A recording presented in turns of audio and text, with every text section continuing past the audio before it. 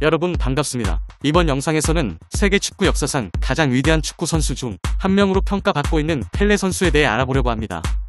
브라질에서 펠레를 국보로 지정했었던 것, 또한 펠레가 출전할 축구 경기를 취소하지 않기 위해서 전쟁을 휴전한 나라도 있었다는 것은 펠레가 얼마나 위대한 선수였는지 알 수 있는 대표적인 일화들입니다. 펠레에 대한 재미난 사실이 한 가지 있는데, 그것은 당시 최고의 축구 선수였던 펠레는 한 번도 유럽 프로축구 리그에서 선수 생활을 한 적이 없었다는 것입니다. 못 간 것인지 또는 안 간 것인지는 모르겠지만 펠레와 같은 최고의 선수가 왜 유럽 프로축구팀에서 선수 생활을 하지 않았는지 궁금해집니다. 이 영상을 통해서 과연 펠레는 어떤 선수였는지, 그리고 왜 펠레는 유럽에 진출하지 않았었는지 그 이유를 알아보도록 하겠습니다. 아마도 펠레의 본명을 정확히 알고 있는 사람은 그렇게 많지는 않을 것 같습니다.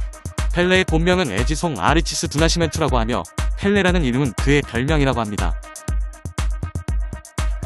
펠레라는 별명은 그가 어린 시절 아버지의 친구였던 빌레를 제대로 발음하지 못하고 펠레라고 발음해서 붙여지게 된 별명이라고 합니다.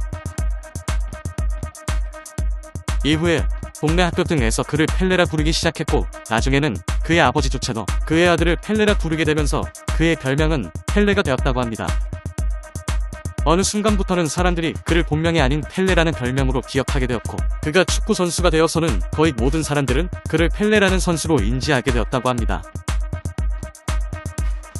펠레가 축구 선수가 되는 과정에서 가장 큰 도움을 준 사람은 축구 선수 출신이었던 그의 아버지였는데, 그는 펠레가 축구 선수가 될 수 있도록 기본기와 노하우를 알려준 사람이라고 합니다.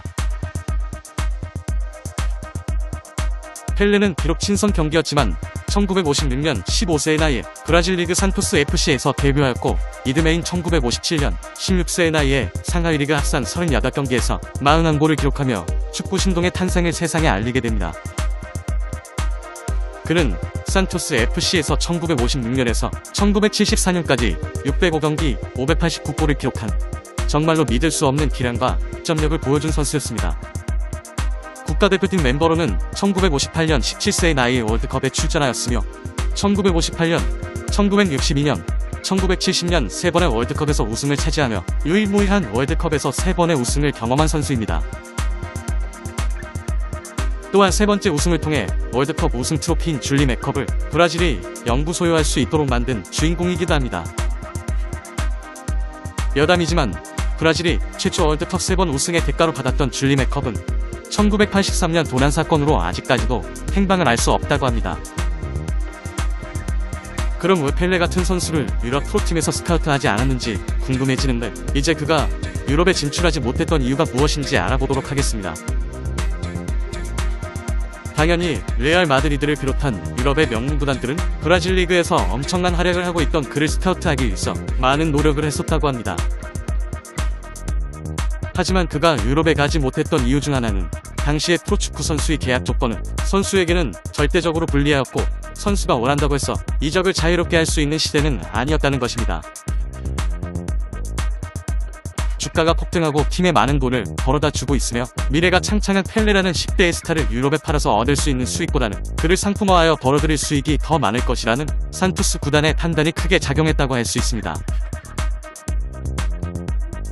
또한 펠레는 그의 자서전에서 어머니가 만든 쌀과 콩을 좋아했고, 나는 브라질에서 편안하고 행복했다라고 밝혔듯 당시 자신의 생활에 만족하고 있는 상황이라 그가 유럽 진출을 강력하게 원하지 않았었던 것도 그의 유럽 이적이 적극적으로 추진되지 않았던 이유라고 합니다. 또 하나의 이유는 1961년 브라질 대통령이었던 야니오 카드로스는 펠레를 국보로 지정하고 국가 자산 즉 국보는 수출될 수 없다고 선언했습니다.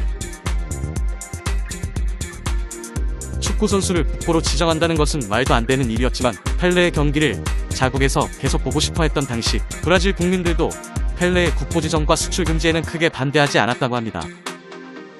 이후에 펠레가 계속해서 해외에 진출하지 못한 것은 아니었습니다. 하지만 처음으로 해외에 진출한 것은 유럽이 아닌 미국이었고, 나이는 이미 30대 중반에 접어든 때였습니다. 그는 1975년 미국 뉴욕의 코스모스 팀과 $350만 달러라는 당시에는 천문학적인 돈을 받고 계약하였고, 이것이 처음이자 마지막 펠레의 해외 진출이었다고 합니다. 영상이 마음에 드셨으면 좋아요와 구독 부탁드립니다. 시청해주셔서 감사합니다.